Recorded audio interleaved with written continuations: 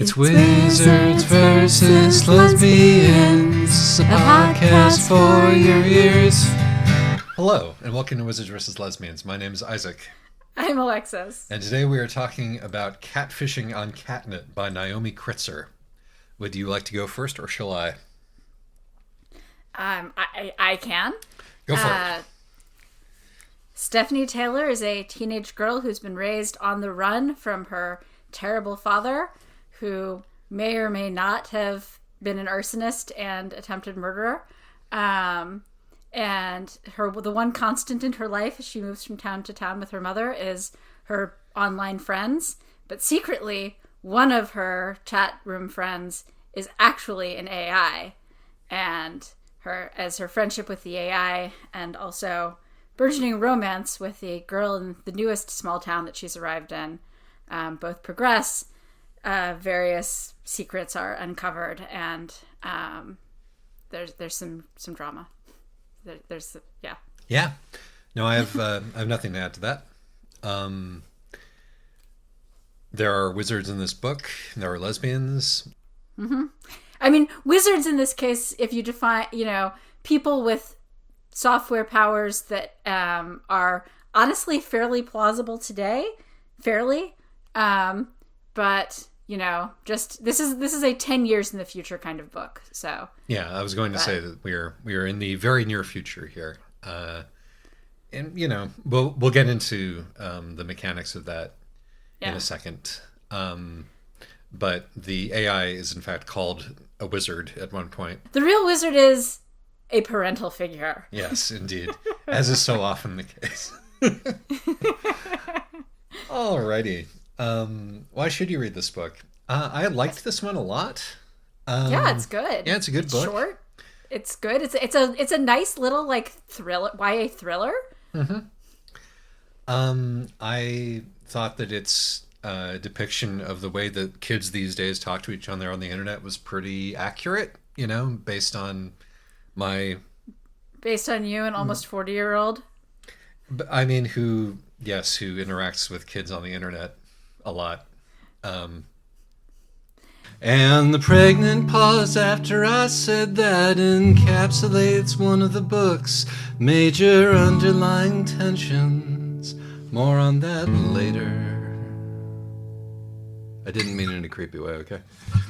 More on that later, by the way. We can get more into this later on. But I thought one of the things I enjoyed about it is that it does seem to be, I think, a fairly good representation of how kids on the internet are. But also, honestly, it really brought back my experience of being a teenager in the 90s. It does a very good job of, I think, capturing the feeling of being a teenager. Yes, I would say so. And that may also be why you shouldn't read this book, because if you were an unhappy teenager who hated going to school, this book will bring back unpleasant memories for you. It's very good at capturing just how dystopian high school can be. Okay, see, one of the things I wanted to talk about was how much the high school struck you as realistic, because oh my God, that's right. You didn't have pep rallies at your high school, did you? No, I went to a hippie school, and and we can bring in some of my high school experience too in the spoiler zone, because there's some of it that I think is relevant in a very different way. Yes, indeed. Yeah, I know. I have no idea what a pep rally actually even is, to be honest. I look forward to explaining it to you. Although I think the book did a very good job of explaining what it was. I actually kind of just want to get into it. Yeah. Oh, but so why shouldn't you? So why should you read the book? It's good. Yes. It's short. It's good. It's charming. It's got some good scary thriller scenes. It's just a solidly good read. Why shouldn't you read this book? Other than it might bring back unpleasant memories of one's own adolescence. If you're going to be a stickler about the plausibility of some of the technology, that's not really the point of the book. Yeah. But there's a fair amount of stuff that happens here that not only wouldn't work now, but is not going to work in 10 years yes. for a number of reasons. But if you don't care so much about that side of it, then that's not going to be a problem for you. And I'm generally a big fan of this technology and magic both just need to work enough to make the plot Right. go and the metaphors hold. Content warnings. Also, content warnings. The wizard figure is genuinely scary. Yes. Like it is actually, it's, despite the very cutesy name, what you've got is actually a bit of a fast-paced thriller. Yeah. Stalking and assault on screen. There's a somebody gets hit by a car, which I know is an issue. Yes. For some. Yes, it is. And I keep forgetting. Every time I read this book, I'm like, oh yeah, there's a scene where a guy gets hit by a car right there. Yep. So yeah, if that's a trigger for you, be warned. And maybe be smarter than me and actually remember that it happens. And kidnapping and torture off screen. Kidnapping and torture off screen. Various, domestic abuse. Yeah, plenty of shitty parenting to go around in this book. Yeah, like also some shitty parenting on the part of the other parent. This is definitely one where being the less bad parent does not get you off the hook for having made some bad parenting decisions. I think that I would have liked her to have been slightly more on the hook than she ends up being, but that's, your mileage may vary with that one. Right, but shall we just get into it? I think that, the one reason to read this book is that it brings up a lot of interesting ideas, which it doesn't entirely delve into itself, which means it's a good book to talk about. Yeah. So let's do that. Let's do that. My fingernails are all wet from cleaning the bathroom, which is making playing the guitar kind of awkward. Spoilers zone. So, gosh, I have a lot of places that I want to get into this. I don't even know where to begin. Do you have a particular topic that you want to start with, or shall I just start going through what I've got? I mean, we can talk. I am kind of interested in this whole high school thing. Right. Because for me, I mean, I went to this social justice high school that was, literally designed to help train teenagers into like being effective advocates for social justice, but also it was just sort of this haven for the terminally neurodivergent and or queer. And back in the 90s when that was a lot more likely to get you seriously beaten up, that was even more likely to get you seriously beaten up. Mm-hmm. And one of the things that I thought this book really drove home to me, like one of the things that we actually would discuss in our weekly Friday meetings where we would talk about things like racism and homophobia and hug and cry, is how teenagers are genuinely disenfranchised and disempowered. Yes, that really citizens. comes through clearly in this book. Yeah, this book does a really good job of that, including showing the limits to like the importance of knowing your rights, but also the limits to knowing your rights. Yeah, and also this book does a really good job of highlighting how teenagers are always like frontline pawns in various culture wars and have been for like the last 70 years. Right. The whole thing with the sex ed robot, other than being, fairly entertaining. Really plausible. I might really add. plausible. Really Yeah. plausible. Yeah, that part, like, I wouldn't be surprised if that's a thing that actually happens. I mean, probably it actually does happen. It's just, instead of a robot, it's a videotape or an internet hookup.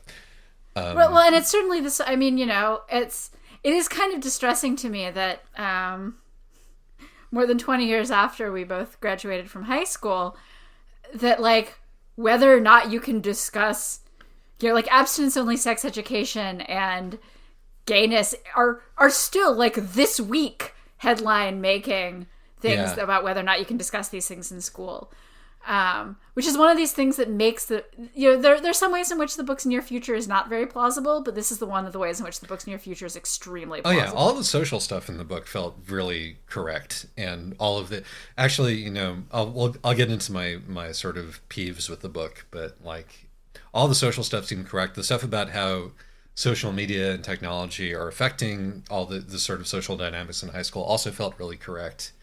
It's just going a few steps beyond that it starts going off the rails. But But yeah, no, the high school where like the teachers are either disinterested, miserable, or vindictive. I think you meant uninterested, Isaac. I think that's most people's experience. You have a couple of good teachers, and a couple of teachers who resent that they are teachers, and a couple of teachers who resent having been told what to do. I loved the way that the TA was just like, they told me not to touch it. They told me not to touch it. They told me not to touch it.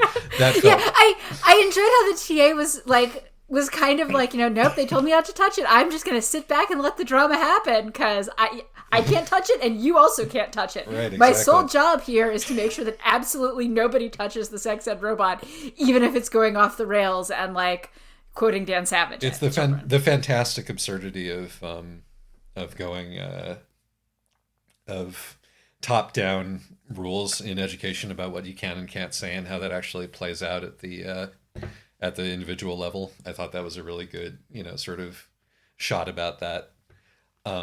If the robot says it, it's okay because I can't touch the robot. And yeah, the one conservative student who ruins it for everybody, who's looking up saddlebacking.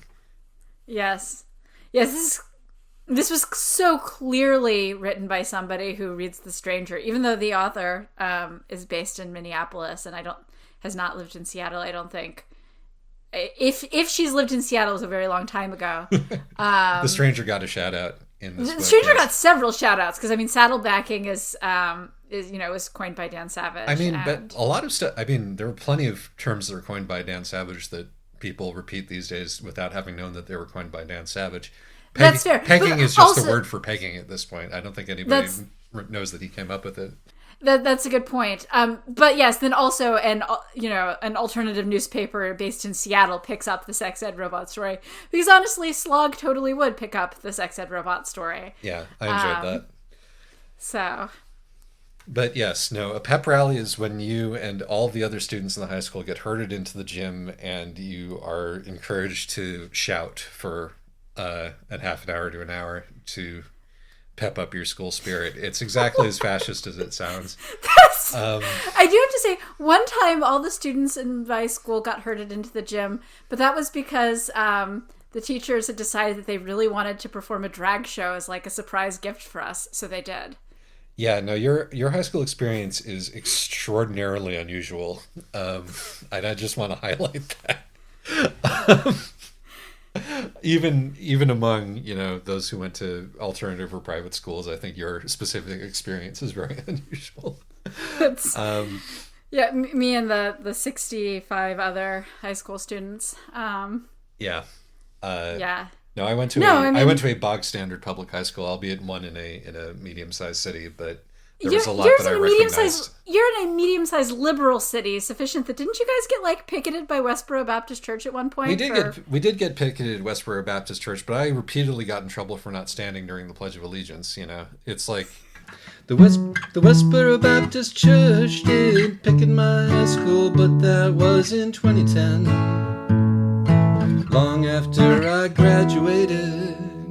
When I was there, some other church group from the Midwest bust all the way in to blanket our campus in anti-abortion leaflets and do a little protest, which I didn't pay any attention to, beyond picking my way through color photos of aborted fetuses on the way to school. I guess we are on some list.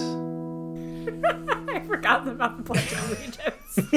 I will note, I went to very, very many public schools. Actually, here's a good transition, which is, I did not move nearly as much as Steph and her mom moved. I did grow up switching schools fairly frequently, including, there were in both 3rd and 5th grade, I went to 3 different schools. In 5th grade, it was actually 3 different schools in 3 different states. And, so I am used to being dragged from place to place and school to school by an emotionally unstable mother.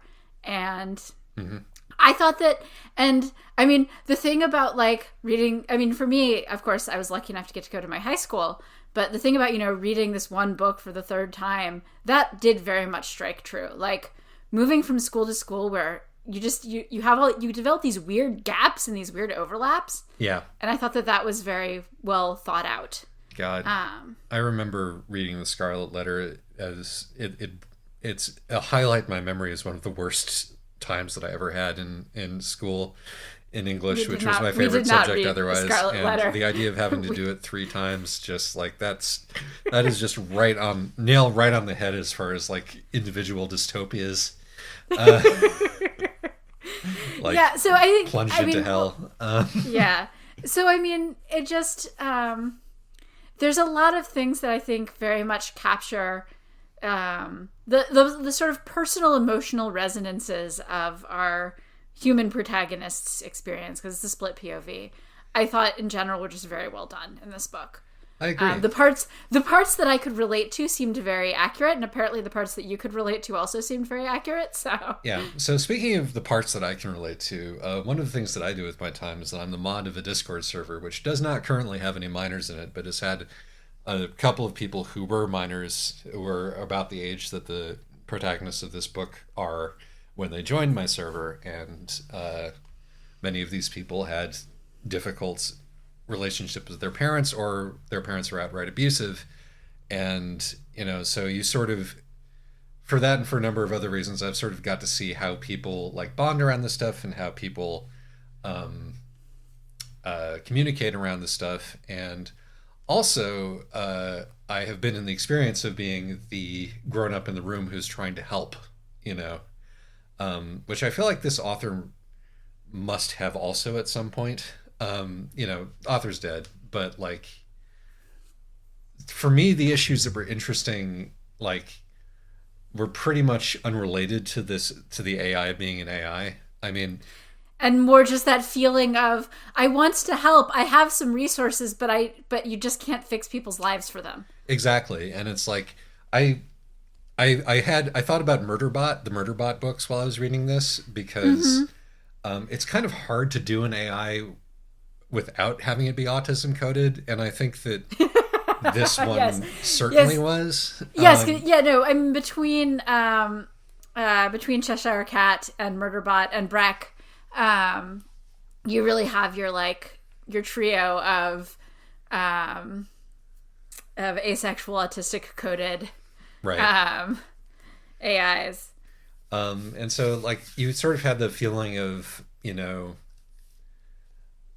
on the questions that sort of the situation raises that the book doesn't actually address. It just sort of kind of leaves to be thought about, is like, okay, so who has the authority to take charge of a situation like this? This AI is like 5 years old, 7 or 11 years old, depending on how you count, apparently. And while the AI knows a lot of stuff, the AI's emotional intelligence is not, it's not terrible. It's not like humorously bad, but it's not great either. Right. I should note, actually, and maybe we should even put this in the before the spoiler zone. It is actually relevant that this is that there's a short story, which I believe won a Hugo, called "More Cat Pictures, Please," which can serve as, which was the basis, I believe, for the contract that developed this book. Yeah. But also can kind of, you can read it kind of as a prequel in parts, because it is a story of an AI who attempts to fix like 3 people's lives, and one goes amazingly well and one goes amazingly terribly, and one it's sort of like, maybe. And to me, at least, this feels like a metaphor for, okay, when you end up reaching out and trying to change a stranger's life, which I have done many times over the internet, for better and for worse.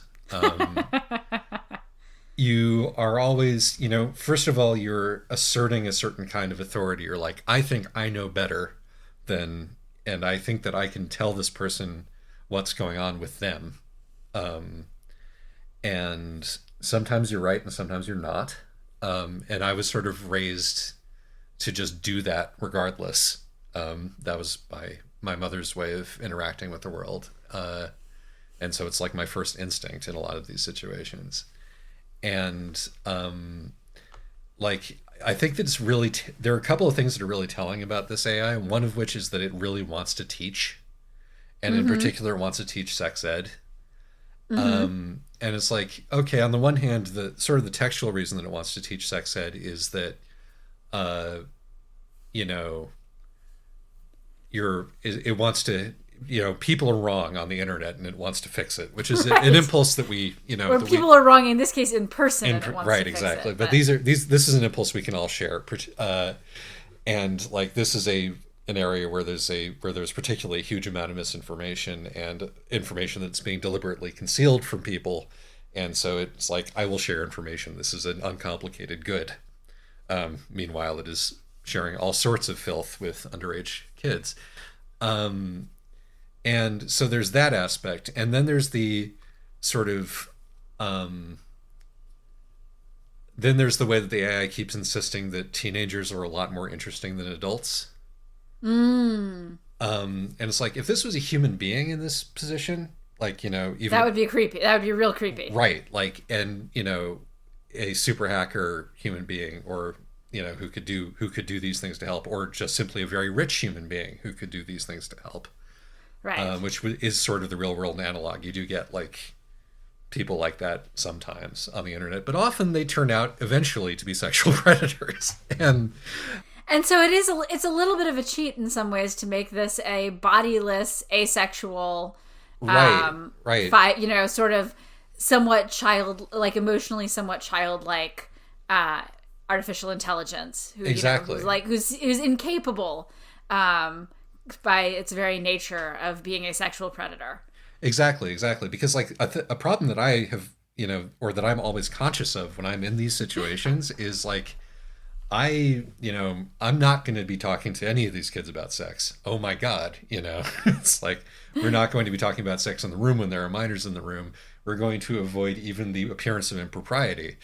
Right. Because like, not only is this something that I do not want to get, you know, sucked into for a number of reasons, but it's just like, this is, you know, that way disaster lies. And if you're in a situation where those rules don't apply and where it's like way more open and there is an adult in the room, things can go south really, really quickly. That said, I mean, my high school, we had a very good sex ed teacher, who, you know, who was very upfront about a lot of sex ed things. But you know, she managed to always be appropriate about it. Oh yeah, I'm not saying that you shouldn't teach kids about sex because it's inappropriate to talk to kids about sex. But the thing is that it's one thing when, you know, you're a teacher has a background in counseling and education, and years of experience doing this. It's another thing when you're just like some rich or powerful person who's just like, I can fix kids if only I can just like. Right. I can fix everybody's lives if only they'll listen to me. Which is the dad. He is like, I can fix everybody's lives, but I have to make them listen to me. That's his whole like villainous yes. motivation. And he's sort of contrasted against the AI, who is kind of doing similar things, but is fundamentally disinterested and just wants to help people and you know, share cat pictures. Okay, that time you did mean disinterested. Good job. Yes. And at the same time, like, you know, when the AI's creator, when Cheshire Cat's creator yanks it off, you know, sees it hit a guy with a car, yanks it off the internet and stuffs it in a box. I mean, you know, if you're reading and you're sort of caught up in the narrative, you're probably going to sort of eventually root for our sweet little AI character to go free. But at the same time, like, that's a totally legitimate thing to have done. She absolutely did the correct thing there with the information that she had access to at the time. But before we like get off the subject completely, though, you know, it's like, yes, you know, kids need to be taught about sex. That's absolutely true. It should be people who are trained to do that. It should be people who are employed to do that and who are monitored and who are accountable. Yeah. But as we see in this case, in the real world, that responsibility is either being abdicated by the people who should be doing it or actively sabotaged, actively presenting disinformation. And so, like, I think it's an interesting ethical question at that point to be like, okay, if you are in fact an AI who doesn't understand the potential negative implications of doing this, then yes, obviously the morally correct thing to do is to share this information, which will mitigate suffering, and Right, but at the same time, I mean, that scene, you're like, yes, on the one hand, the one conservative student who ruins it for everybody is a type, and, we all hate that person. But also, I did feel some sympathy for her, not so much with the, like, listening to, honest sex ed and, like, which drives her to call the police. But imagine being a conservative teenager who's, still horny because she's a teenager. And so she's, like, Googling things about, how to preserve her virginity. And then this robot says in front of the entire and like also she's got her like good girl image to preserve, and this robot says in front of the entire class, oh, here's something you might be interested in, right? And yeah. It's having anal sex to preserve your hymen. No, like that is actually not the sort of thing that's appropriate to do for a teenager. No. Like in front of the rest of her classmates, even if she's being terrible. Yeah, no, absolutely. And it's like, I feel like the book could have spent some time with that. And with a number of other things with the AI, because things move along kind of too quickly for there to be a lot of reflection about really, even once they get to the end where they're, where the creator is like, this AI tried to kill somebody, Right. Even that, it's sort of everybody is basically, but it's our friend, and not a whole lot of time spent thinking about what actually happens in the world when something with this power and without the kind of social awareness which might cause you to not, for example, out this kid as having been looking up anal sex. And frankly, like, even though you had good sex ed, like, I don't think that you would have enjoyed at that age, or like, having this big sort of weird sex talk in front of all of your peers in that classroom situation, I mean, we had the kind of sex ed talk of if somebody asked a question, they got an honest answer. Right. And we had a lot of questions and a lot of answers. And we also did have, like, everybody tell your life story, and people got to go in as much detail or as little as they wanted. So despite being extremely, personally somewhat sheltered, oblivious person, I actually came out of high school with a surprisingly broad idea of the range of human experience. Yes. We should all be so lucky, definitely. Just deeply embarrassed to actually think about any of it. Mm-hmm. But on the other hand, I also got extremely age inappropriate sex ed talks from my mother when she'd had too much to drink, and and that was not in front of my peers, but boy, was it mortifying and unpleasant. Haven't we all? In fact, some of us haven't, but right. But those of you who haven't, congratulations, your parents had functional sense of boundaries. Right. But I mean, so here's the thing. On the one hand, I do agree with you that this book could have sort of dug into some of that stuff more deeply. On the other hand, I do think that the book that I read this book and I do not come away thinking, oh, a technological world that would grant an omnipotent AI access to all the data that we're even now putting online is a good thing. Like, I come away from this going, Cheshire Cat is lovable, but a world that allows Cheshire Cat to have the kind of power that it has, or that they have, I can't remember, I think the creator says she, and the people in the chat room say they, and apparently the AI jumps around between pronouns. But that has the power that they have. Like, I come away from this book going, wow, that's clearly not a good thing. And for all of it, the, like, charming naivete of the AI and, like, genuine wanting to helpness, like, the world that has enabled this being to be as, to have the kinds of abilities that they have is clearly not a good one. Oh yeah, like, one of the reasons why I'm glad this book exists and is aimed at younger people is that if there are two things that I hope this book, readers of this book take away, one of them is, your parents might be bad people, which is a very good message to important lesson for an teenagers important to lesson learn. for teenagers regardless. But also number 2, and a close second, is the Internet of Things is awful. Which is something that I want this generation to understand as speaking as the kind of person who's never in his entire life going to connect his refrigerator to the fucking internet. Oh, yeah, God. The Internet of Things is awful, but also so are things like the helicopter parent app.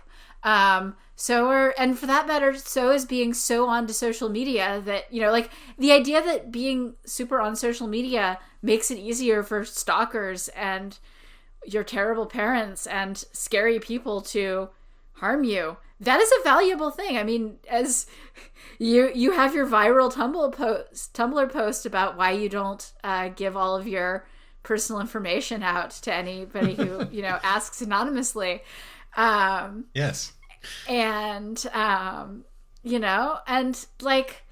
I think and I feel like you read this book, and this book is very much this book is clearly being written by the perspective of somebody who grew up with our generation's attitude towards the internet, which is, wow, this is cool. Boy, it's good to stay anonymous on here. Yeah. I would love it if kids these days felt that way. But yeah. One thing I thought was interesting about the internet as it is presented in this book, it does not match my experience. I mean, because on the one hand, the Clouders aren't actually very much like today's teenage social media because they're text heavy and image low.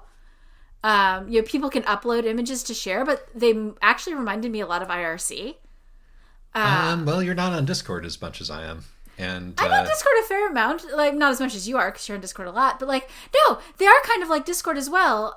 Though you'll notice that the Clouders don't do voice chat, which Discord does a lot more voice chat and streaming.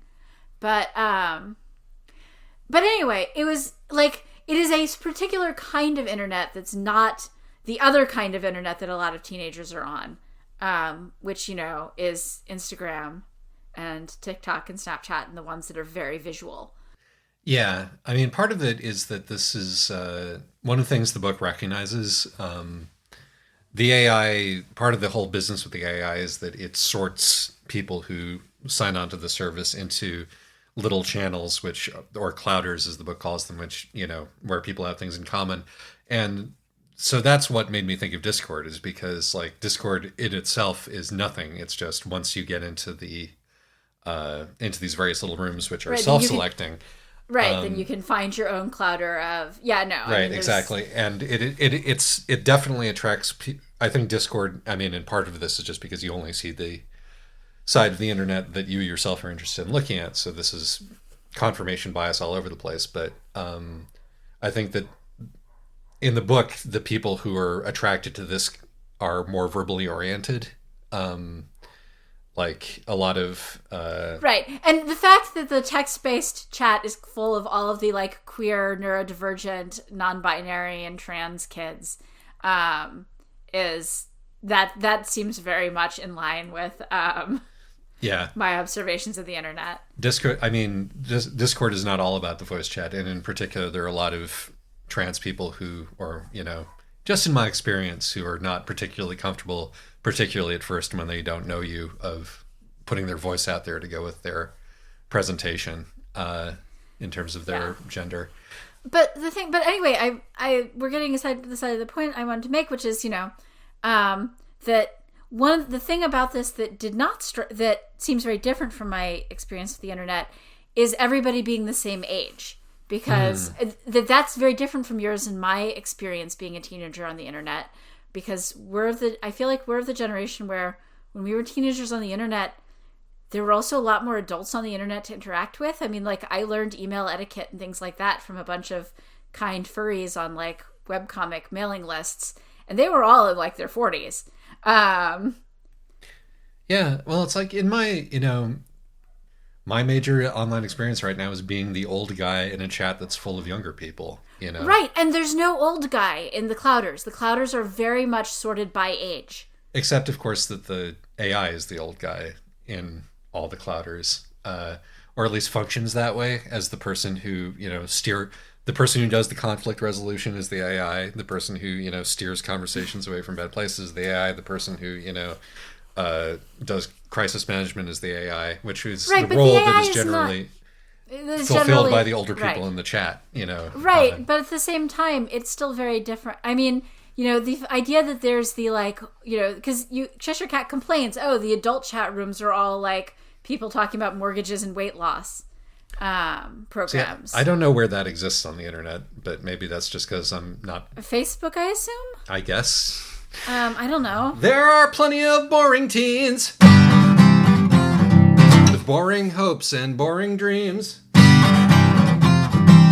I don't know who needs to be told. You don't have to get boring when you're old. Just be a fuck up. Just be a fuck up. Just be a fuck up. But the thing is that usually even now in these web spaces like Discord, unless it's sort of a group of people who are already friends beforehand, and so they're all, whatever ages, you generally, in the interest group ones, you generally get, I think, a broader age range. I mean, they tend to be slanted towards people in their early 20s, I feel like, but yeah, that's get also some my people experience. in their 40s, and you get some people in your 40s, and unless it's specifically a no minors server, you also get some people in their teens, and so the fact that these clouders seem to sort aggressively by age, and also that you don't get any adults hanging out in the nerd spaces, that to me seemed less realistic, and also interesting in light of what we were talking about before with the sort of the weirdness of the AI kind of being the lone adult in a room full of teenagers and kind of not being an adult. That is precisely correct. And also, being the weird adult who is not precisely an adult is also goes back to the autism coding bit. Yes, sort of, except that, speaking as a highly neurodivergent adult, there's still some, there's some ways in which I can definitely relate to teenagers, but there's also ways in which I'm okay, you and I are at different life stages, and that's cool. Yeah, no, I cast no particular aspersions there. It's more about the way that the AI is being presented to us as a character, and the role that it takes on in these environments. Right, but the AI is, if you're treating the AI as an adult, then teenagers are so much more interesting. I'm just gonna hang out with teenagers. It becomes kind of creepy, as we've established. Exactly, and I think the book kind of just it skates around that, and it feels like a real glaring omission to me, perhaps. I mean, I think that, and I honestly think that this is part of the problem here is why is that this is kind of one of the rules of YA books, is that in general you have to put up reasons why the adults can't help, because otherwise, and there's a thing with YA books where you read them and you're supposed to, as if you read them as an adult, you often go, wow, the adults here are really failing everybody. And either you go, this is unrealistic, or you go, this is extremely realistic. Depending on your own experiences. Depending on your own experiences. But this is sort of one of the built-in rules of YA, is that you can't really have highly involved adults because that could pull focus from the teenagers. And so I think that this is something of a failing of, a failing. But this is built into the genre, and in this case, it puts some weirdness into the book. Cheshire Cat was programmed to value cat pictures. The YA market's programmed to value stories with no good grown-ups in them. The publishers are programmed to like books about hot-button issues of the day. Freedom is an illusion. I agree, and I think that sort of meshes with another weirdness, where you said earlier, and I got this impression that that this book was contracted because of a story about an AI who was in this position, and so that's the hook, and that's something that you can't remove from the book without removing the thing that you sold the book on. But honestly, it's the weakest part of the book. like pretty much all the way through to and that is only a minor problem up until the end, where it becomes the focus of the book, where it becomes kind of a major problem.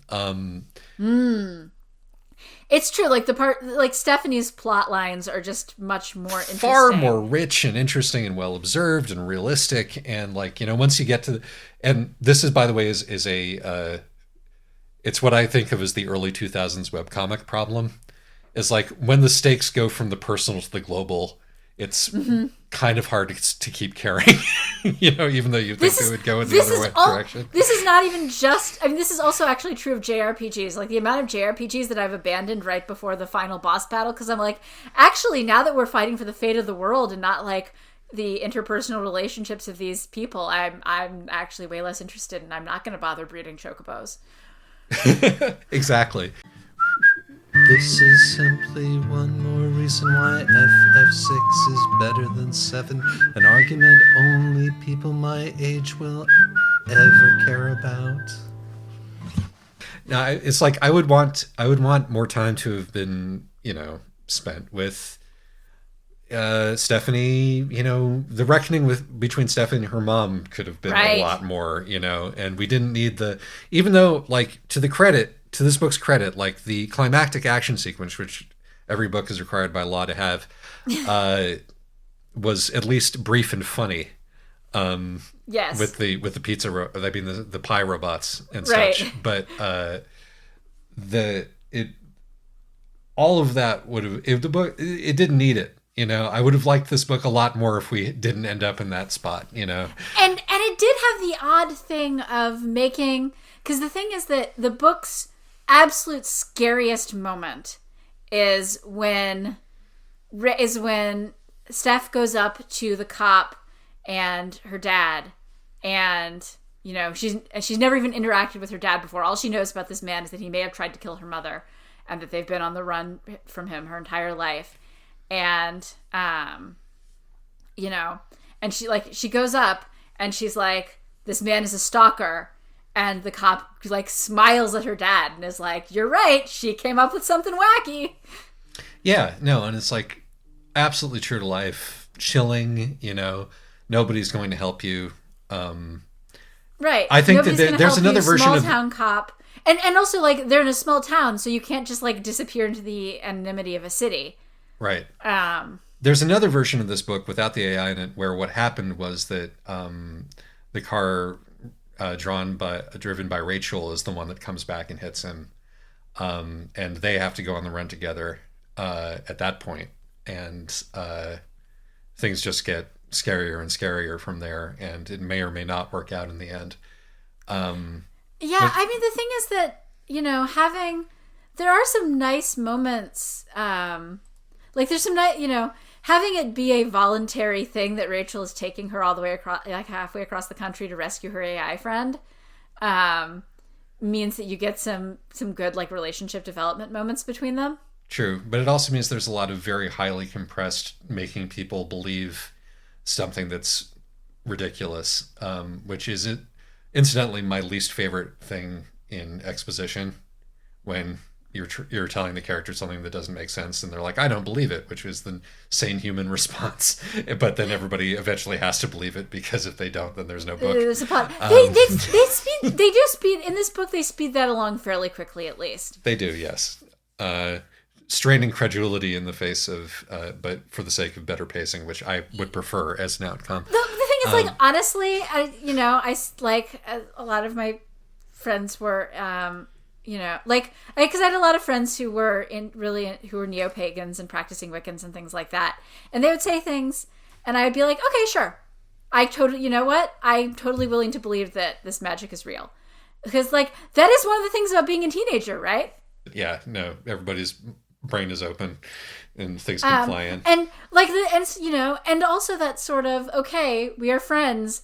I will ride or die for you, even though I'm not, I'm not sure whether, especially like, I also thought it did a very good job of capturing that sort of ambiguous, I don't, are we both queer? Are we both into each other? Are we just really good friends? Thing that you can get in, that sort of very close same-sex friendship. Like everything with the emotional relationships between the kids, I thought was really great, well observed. I thought the romance was good. The henna tattoo scene was really sweet. Yep, very, very. I mean, I haven't even gotten into how delighted I was by the birdhouse. Birdhouse, yes. And like eccentric small town parents, like Yeah. chef's kiss for that. And I thought that the sort of biracial thing with Bryony didn't feel tokenistic. That felt like No, and also like that felt well watching observed. the entire like extremely low key subplot, like subplot of Bryony having previously attempting to come out as non-binary and using Zer, but not being able to because their parents threatened to kick them out, and then then they try it, and they're like, actually, after a few weeks near the end, actually, this feels weird. I'm going to try she. Maybe in a few months I'll try they. And then, spoiler alert, in the sequel, Bryony's just using they. But like that's sort of trying a few times and also the way that the minute Bryony gets into the chat room, it's right back to Zer. That was very good. There's a lot of stuff between Bryony and Rachel. I liked that they have out this like this fight that they've been needing to have for several years while they're in a high-speed chase with the dad. It's I liked that at all. It was funny, it was entertaining, felt true to life. But like the thing is, honestly, if I had been 16, I mean I wasn't able to drive, so it wouldn't have been useful in that way. But if I had been 16 and my best friend who I had a crush on had been like my magical familiar friend or my AI friend has been kidnapped, we need to go to Chicago and rescue them, I'd have been seriously tempted, and I had an extremely controlling parent. Oh, yeah, I'm not saying that any of that was unrealistic. It's more just like, trying to get everything into gear. More time was spent on that than it could have been zero time spent on that, that's all I'm saying. Yeah, that's fair. As long as can I get some minor grumps out of the way? Sure. While we're at it. Grumpy Zone. You can't fit a human brain on a laptop. The book completely skipped what this AI copying itself entails. Yeah, which is that was super hand-wavy. That's a huge epistemological issue right there. And it's funny because initially, I can't remember if it was in the short story or in the book, but initially, like the idea is that this AI is distributed amongst a gajillion cloud servers, and that makes way more sense. It does. Like it is, it's things are trying. This is a YA novel. We're not trying to get bogged down in this, but it's like there are things like that felt off to me. Partially just because we're also imagining a world where like self-driving trucks are the norm, which we assume is going to happen. But there is no world in which you're going to get your Amazon shit delivered to you by drone in a small town in Wisconsin. There is no economic model where that is going to make sense. And it's sort of like the idea of robotics becoming that sort of interpenetrated into people's lives, and also the idea that AIs could just arise out of nowhere on some person's computer, both seem like part of a mostly PR-inflected Silicon Valley ethos. Well, it also just sounds like somebody who's lived in a city. I mean, I'll even just moving to my my college town, which has a surprising amount of amenities for a college town in the middle of nowhere. But like, boy, I don't get same day Amazon delivery or Amazon Fresh or any of that. I get, 2 to 3 day, like you get 2 to 3 day Amazon delivery. You can, however, get same day delivery from Walmart or Target using like their local contracted things. Yeah. But it's like, particularly in the book, which is all about sort of the consequences of this kind of stuff, there were some notes that it hit with just how logistics work and, how this is actually going to go down that felt kind of off to me, which I was just I was disappointed in it because it's connected, it's sort of enmeshed with the stuff that I thought was really good and well observed. So yeah. Yeah, I can't imagine even like, I can't imagine being in a town as small as the ones, and even being able to get drone stuff from Walmart. It's just not economically feasible. Nobody's ever going to.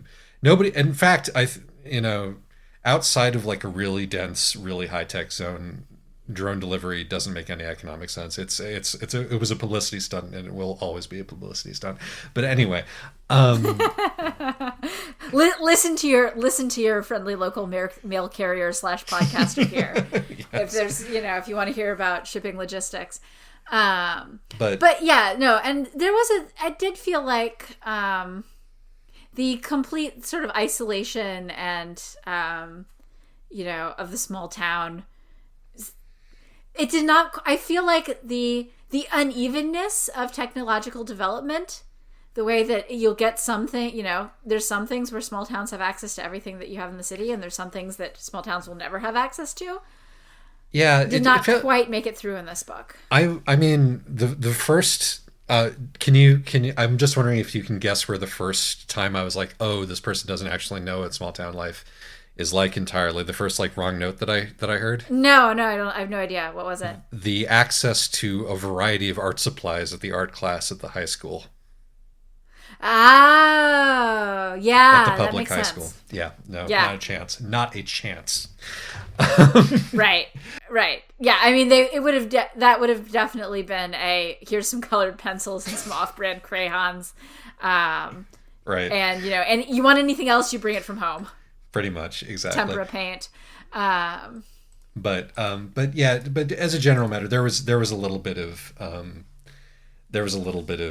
disconnect in that department. But that's like, and as I said before, I liked the book a lot in the first 2/3 and less so as it got near the end. Mm-hmm.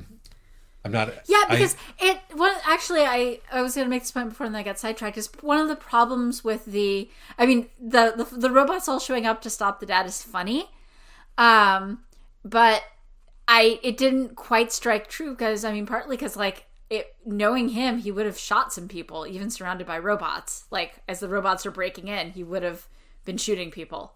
He seems like that kind of spiteful person. And so it ended up, the fact that he was taken down by pie robots, while hilarious, ends up making him less scary.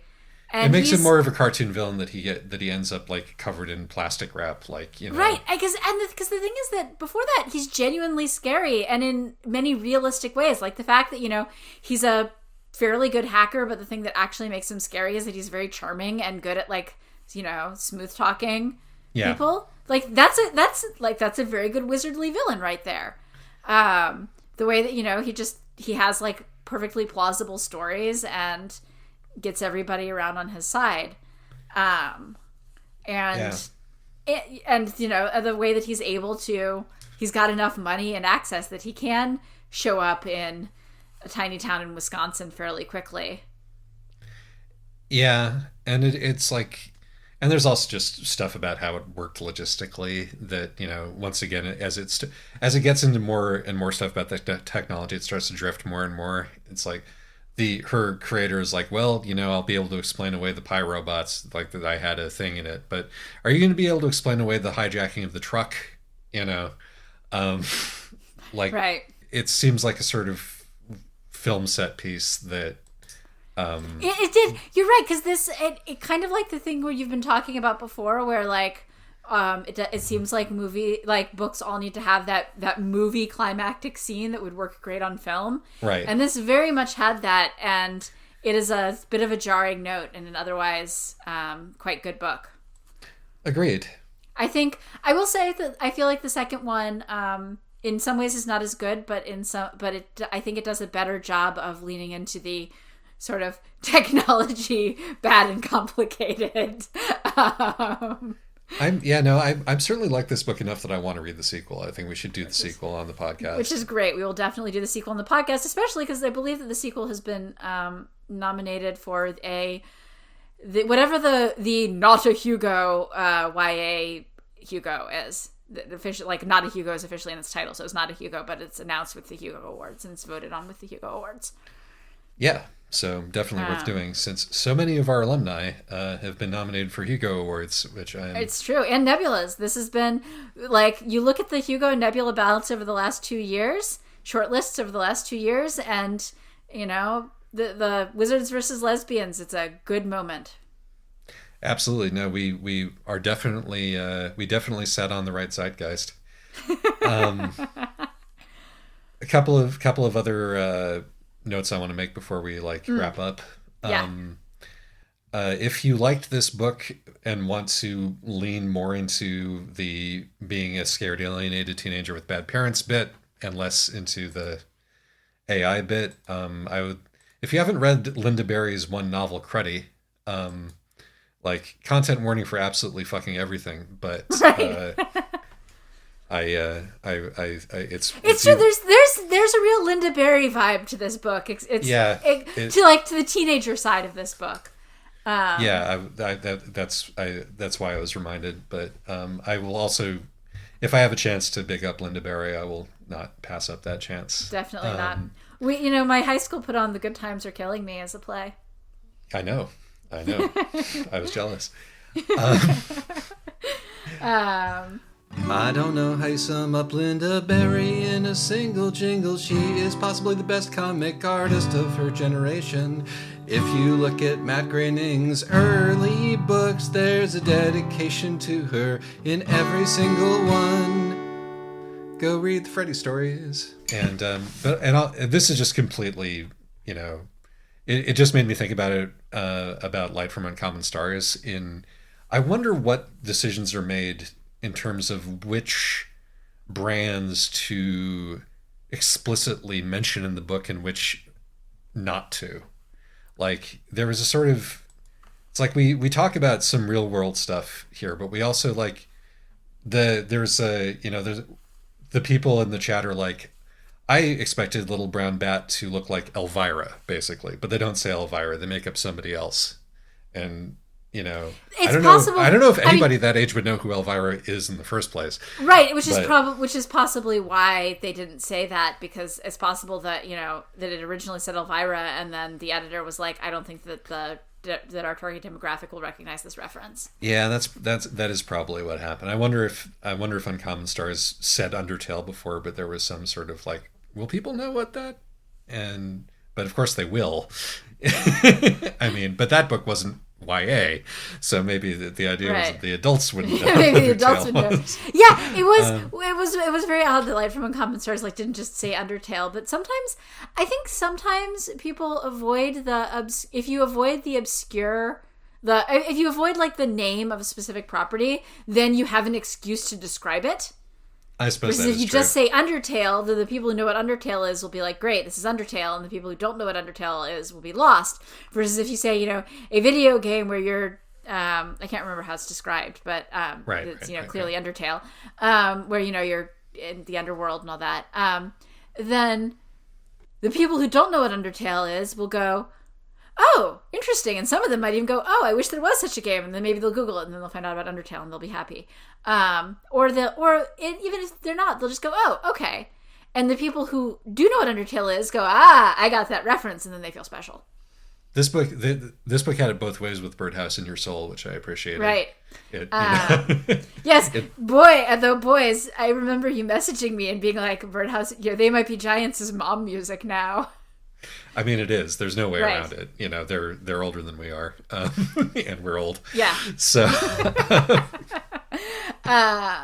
but it's a great song. But they didn't mention The Stranger. Also, it was just an alt weekly in Seattle, and so But come on, it's it's the one. There's two. Okay. There's two, but one of them's the one that would pick this up and make a news story out of it, and the other's just the Seattle Weekly, and who cares about that one? Yeah, and also I don't think that you're adding any additional information by giving the name of the Seattle Weekly. Imagine an alternative weekly newspaper in Seattle, and you've imagined The Stranger, and you haven't imagined Seattle Weekly, right? But yeah, no, I this is another one where I spend a fair amount of time picking at the book, but I don't want to come away with the impression that I didn't like it. I actually knew, going in, about a third of the way through, I made the note that I know that the problem I'm going to have with this book is that it will not deliver on its conceit, and instead it'll become about the dad trying to take over the world. And I was right about that. To be fair, it did not really become about the dad trying to take over the world because he never got that far. It's still mostly about the dad trying to, it does never go beyond the immediate stakes between the sort of the dad and the daughter and the mom. That is true. That is true. But because if this had been a worse book or a JRPG, they would have failed to stop him from getting the MacGuffin decryptor thing. Right. And then he would have had it, and then there would have been this like crazy rush to some other town or whatever to try to like stop him from using it. Maybe it would have been like a crazy rush to DC to convince somebody to, I don't know. But so this book did do a fairly good job of not letting it escalate beyond the personal stakes. I don't know, I think a Catnet World of Ruin arc would have been pretty good. Never have too many God Emperor dads.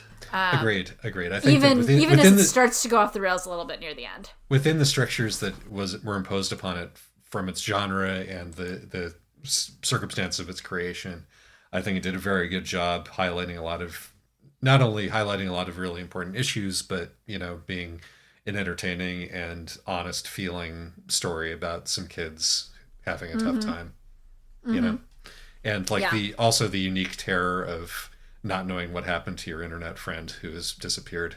Yes, that might be dead in a ditch. Right. That was actually well done. And I agree with you, by the way, that the mom kind of gets a little bit let off the hook, but not entirely, because like it's very clear to, I think, the reader, at least it was to me, that if the mom had just been, a slightly more upfront with her daughter, then perhaps her daughter would not have gone to the website that gave away her location. For example, that like the mom comes off as somebody who's making decisions that make sense from a place of extreme trauma, but are nonetheless screwing over her daughter in a variety of ways. And the denouement isn't, mom is great. The denouement is, well, I still think mom is better. Yeah. Mom is still better than foster care. Right, exactly. Which like is reasonable, yes. Especially whenever foster care, in a small town, in the middle of Wisconsin. Yeah, no, I agree completely. And of course, it also highlights the way that everybody ends up with different compromise. Everybody with difficult parents or bad parents ends up in coming to their own individual compromise. Right, and some people can cut them off, and that's fine. But if you're 16, that's never really the best option. Yeah, especially if your other parent is even worse. Right. But also, and this was something. One of the things I liked about this book is that it does a lot of this stuff is very sort of, well realized, but subtle, so that you do have to work a little bit to pull out the meaning. But I think that it's there deliberately. The way that like she still feels like she has to take care of her mother, and that 100%. This is not presented necessarily as a good thing, but we're getting because she's the point of view narrator, like we're able to kind of see the strain that this is putting on her, but also she ultimately chooses to kind of continue doing that, and that's a realistic decision for a 16-year-old in that position to make. Whether or not she's still speaking to her mother in like 20 years, who knows? But the fact that, part of why she's choosing to stay with her mother is because foster care is terrible, and part of why she's choosing to stay with her mother is that she spent her adolescence already being responsible for taking care of her mother. That was, I thought, well done. Agreed. So yeah, on balance, I'm happy this book totally is out there. Worth reading. Yep, absolutely. But and it's not it's a YA novel and it's short, so you're again, right. that's always a way to give us to get us on your side, yes. one way or another. So next week, unless you have anything else shuffling. No, I don't have anything to shuffle. I keep shuffling, but I'm pretty happy with the current lineup. So I think next week we should do a Matka. Yes, next week is Matka, which is a book which was originally published in Swedish in 2012 and came out in English about 5 years later. It feels older. This book has a big whack of both Philip K. Dick and Stanislav Lem to my palate, but with lesbians. With lesbians. So and, yeah. we've both read it. We both liked it. I'm looking forward to reading it again. Yes, I'm kind of looking forward to reading it again, and kind of not, because it was kind of harrowing. Yeah, it's not an easy one, but I enjoyed it a lot. And yeah, it'll be, and I think it will be good to reread it sort of more critically, and then discuss it. So it's all right. Be with us next time for that, and good night. Thanks, everyone.